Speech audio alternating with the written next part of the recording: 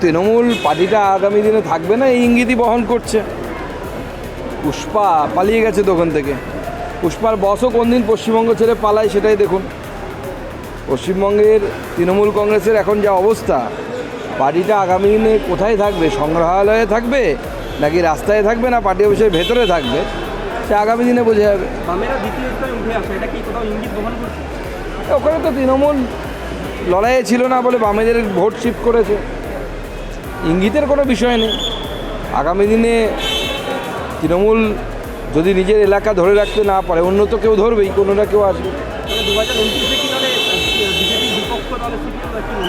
এত তাড়াতাড়ি আমার মনে হয় সেটা হবে না, কারণ তৃণমূল এখনও বেশ কিছু জায়গায় আছে, শক্তিশালী আছে, তারা ভোটও পাচ্ছে। আগামী দিনে বোঝা যাবে যে কোন দল আসল বিরোধী দল হিসেবে উঠে আসে। বাংলার জনগণ যাকে বিরোধী দল বানাবে সেটা নিয়ে তারা বানাবে, কিন্তু বাংলার মানুষ আগামী 20-25 বছর বিজেপিকে ক্ষমতায় রাখছে, সেটা হচ্ছে মূল কথা। এখন তৃণমূল কংগ্রেসকে জাহাঙ্গীর বলুন, ঔরঙ্গজেব বলুন, বাবর বলুন, হুমায়ুন বলুন, আকবর বলুন, কেউ বাঁচাতে পারবে না। তৃণমূল শেষ।